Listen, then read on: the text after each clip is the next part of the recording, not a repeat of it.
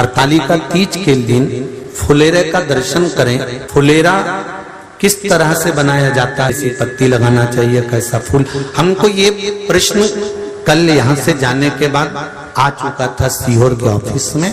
और उसके बाद हमने पंडितों को कहा था कि एक फुलेरा तैयार कर कर रखें और उस फुलेरे का दर्शन सभी को लाइव कराएं, जिससे घर पर या मंदिर में आप शिव जी की जब आराधना करें तो उसके ऊपर फुलेरा बंधा होना चाहिए। जैसे ये शिवलिंग आपने बनाया बालू रेत का, मिट्टी का, जो शिवलिंग का निर्माण करा है, उस शिवलिंग का निर्माण करने के बाद में आपके मध्य में जब आप शिवलिंग बनाते हो घर के अंदर हॉल में या मंदिर में, तो ऊपर कोई कुंडी वगैरह लगी हो, पंखा लगा हो, उस पे से रस्सी बांध कर लेकर आकर इस फुलेरे को इस तरह से शिव जी के ऊपर लटकाया जाता है। इसको फुलेरा कहते हैं। ये भगवान शंकर का अखंड सौभाग्य देने का फुलेरा होता है, जिसको माता पार्वती जी, उमा, कात्यायनी देवियों ने इसका स्मरण किया। एक गोल होता है, गोल, चौकोर, तिरछा, जिस तरह से भी बनाना हो, पर शिव जी के ऊपर नीचे शंकर भगवान होते हैं। ये थोड़ा ऊंचा, जिससे पूजन भी आराम से हो जाए, इसको ऊंचाई की ओर लगाया जाता है, जिससे भगवान, जैसे अपन जलाधारी लगाते हैं, उसी तरह से इस फुलेरे को लगाया जाता है।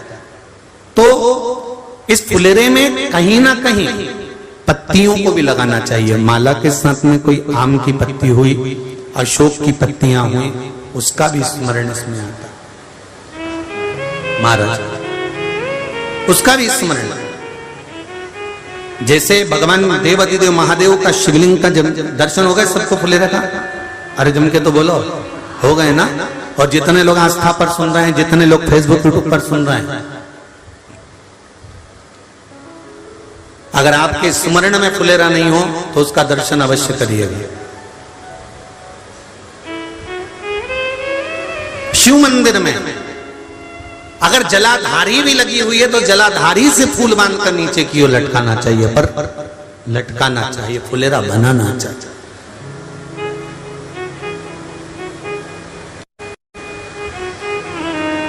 सात फल हैं फुलेरा के। कितने फल हैं? 7। ध्यान दीजिएगा। पहला,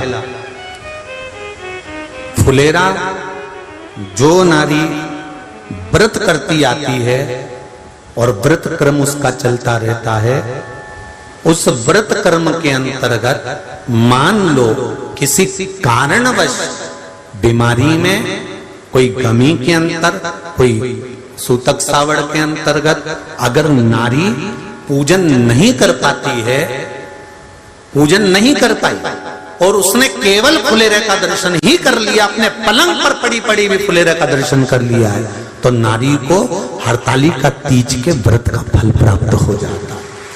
7 फल हैं भगवान शंकर के हरतालिका तीज के फुलेरे का। पहला फल व्रत का मूल। दूसरा,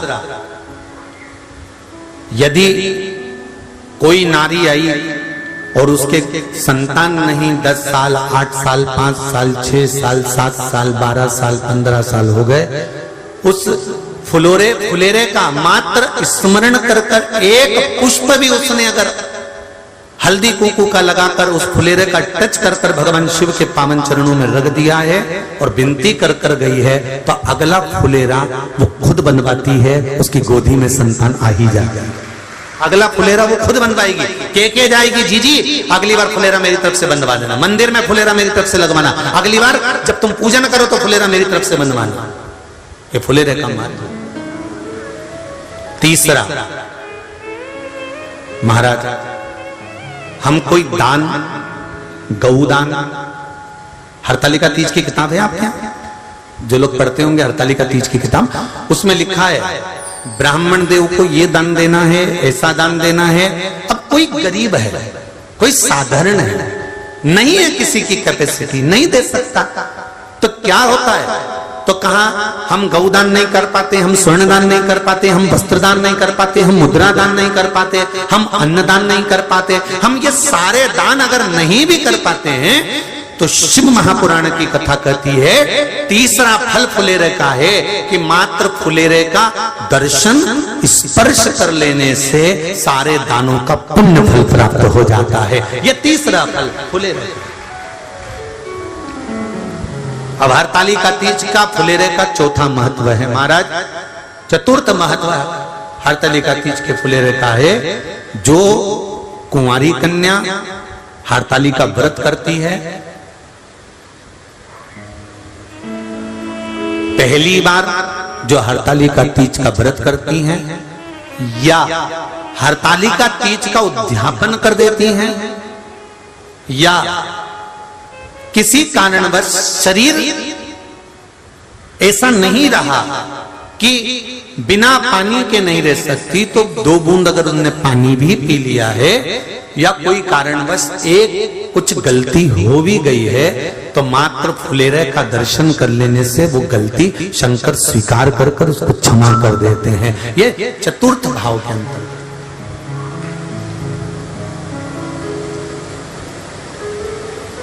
फुलेरे का अगला वर्णन करा गया महाराज शिव तत्व की ओर, शंकर भगवान की ओर। हम ना काशी जा सकते हैं, हम ना सोमनाथ जा सकते हैं, हम ना किसी स्थान पर जाकर एकांत में भगवान शंकर का स्मरण कर सकते हैं। मान लो हमें एकांत में बैठकर शिव की भक्ति करना है, किसी मंदिर में किसी देवालय में जाकर भक्ति करना है, तो फुलेरे का मात्र दर्शन करने से, पूजन स्मरण करने से उस भक्ति का फल भी हमारे खाते में आ जाता है। और फिर अगला आखिरी का जो वर्णन किया गया है वो कहा गया कि पार्वती मैया गुफा में जाकर भगवान का भजन करती थी, शिव का स्मरण करती थी और फिर अपनी सहेलियों के साथ बैठकर शंकर का स्मरण करा, जिसका फल पार्वती को मिला। तो कहा हम ना किसी गुफा में प्रवेश कर सकते हैं, ना हम किसी गुफा में या जंगल में जा सकते हैं। इस फुलेरे के नीचे शंकर भगवान की जब अर्चना करते हैं, आराधना करते हैं, हरतालिका तीज के दिन फुलेरे के नीचे हम भगवान शिव की पूजन करते हैं, तो हमारा वन में किया गया भजन का फल ही हमको प्राप्त हो जाता है। ऐसे फुलेरे का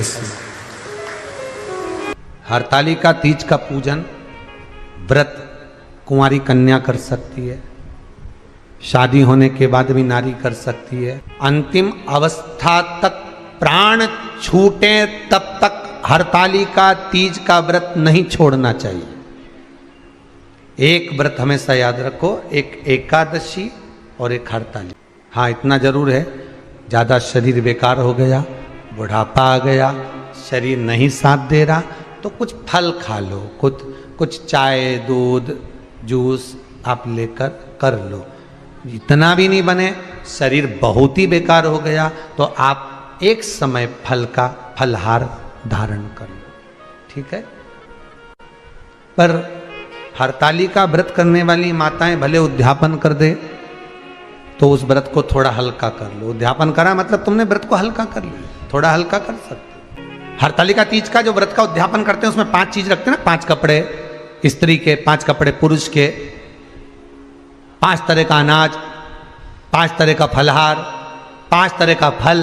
तो 5 तरह का जो फल रखाता है हरतालिका तीज के उद्यापन में, दुनिया के लोग उस 5 तरह के फल को केला गिन ले, पपीता गिन ले, मौसम्बी गिन ले और अनार गिन ले, संतरा गिन ले, सब कुछ गिन लेते हैं, पर उस 5 तरह के फल में धतूरे को नहीं गिनते। पर शिव कथा में वर्णन आता है, हरतालिका तीज के उद्यापन में लिखा हुआ है सबसे पहले 5 फल अगर गिनना है तो उसमें पहले धतूरे को गिनो, क्योंकि शंकर को वो प्रिय होता है, शंकर उसको स्वीकार कर लेता है। और धतूरा शंकर भगवान को क्यों चढ़ाया जाता है उसका प्रसंग आपको पहले भी कहा, आज फिर कहते हैं। धतूरा जब हम भगवान शंकर को समर्पित करते हैं तो हमारा कोई कार्य अटक रहा होता है, जिस कार्य को बार बार एग्जाम में बैठ रहे हो, बार बार परेशान हो रहा है, बार बार इंटरव्यू देने जा रहे हो, नहीं हो रहा, एक बार धतूरे को हृदय से भगवान को प्रेम से, करुणा सागर मेरे शंकर को दिल से एक बार वो धतूरा भगवान से विनती कर कर उसको चढ़ाओ तो सही,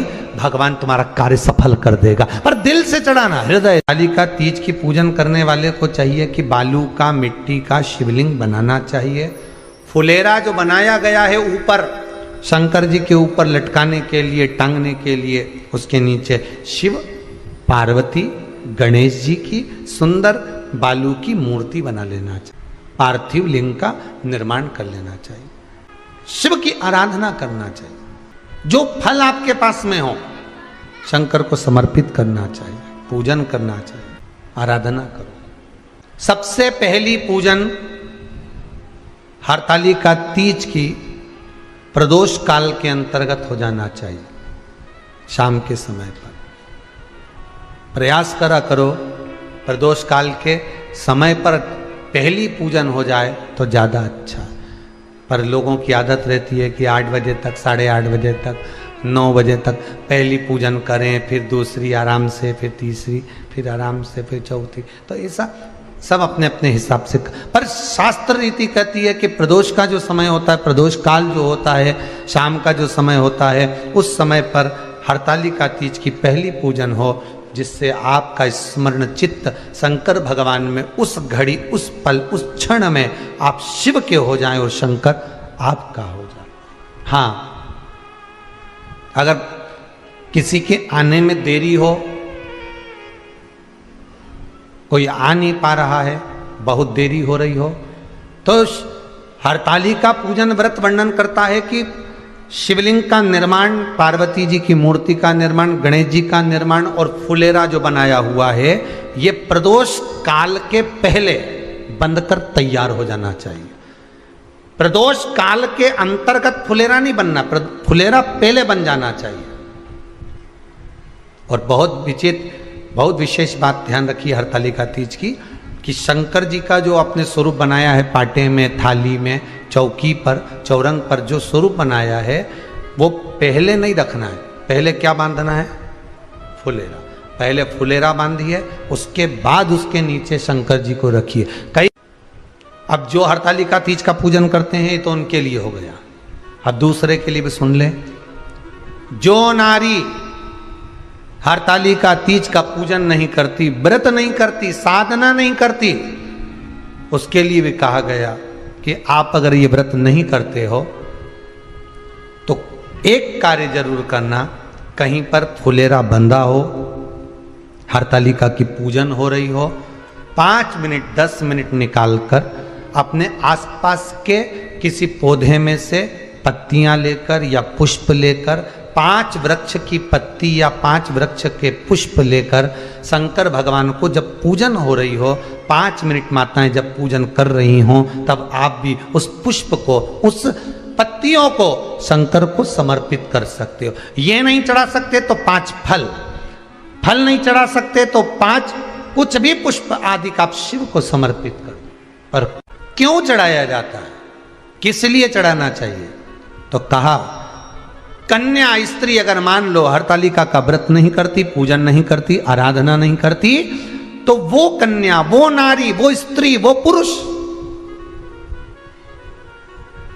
कार्य तो बहुत करेगा, दुकान भी 4 चलाएगा, व्यापार भी बढ़ाएगा, पर संपदा को जोड़ नहीं पाएगा। 1 रुपये कमाएगा, 1.25 रुपये खर्च वाला काम चलेगा। हस्त नक्षत्र में जो तृतीया पड़ती है, हस्त नक्षत्र के अंतर्गत जो तृतीया का महत्व कहा गया है, वो संपदा को बढ़ाती है, मनोकामना को पूर्ण करती है। इस नक्षत्र के अंतर्गत जो तृतीया आती है, वो मनोकामना को पूर्ण कर कर चली जाती है। इसलिए शिव की आराधना के लिए प्रथम मान्य। हस्त नक्षत्र में किया गया दान, हस्त नक्षत्र के अंतर्गत तृतीया के दिन किया गया पुण्य, हस्त नक्षत्र में तृतीया के दिन किया गया श्रृंगार, हस्त नक्षत्र में तृतीया के दिन करा गया अपना सुंदर सिंदूरा, भगवान का आनंद, 5 तरह के वस्त्र, 5 तरह के स्त्री के वस्त्र, पुरुष के वस्त्र, 5 तरह का फल, 5 तरह का अनाज, ब्राह्मण को बुलाकर ब्राह्मणी के साथ आप या तो ब्राह्मण से उद्यापन करवाएं या फिर आप स्वयं भी करते हैं, तो शिव को समर्पित करके ब्राह्मण और ब्राह्मणी को भोजन कराकर वो भाग प्रदान करें। यही हरतालिका तीज के उद्यापन का वर्णन आता है। सुंदर भाव से हरतालिका माता आप सभी की मनोकामना पूर्ण करे। हर हर महादेव। महादेव के सभी प्रिय भक्तों, वीडियो को लाइक करके चैनल को सब्सक्राइब जरूर करना और अभी जो आपको स्क्रीन पर वीडियो दिखाई दे रहा है वो जरूर देखना। कमेंट कीजिए हर हर महादेव। भोलेनाथ आपकी सभी मनोकामनाओं को पूर्ण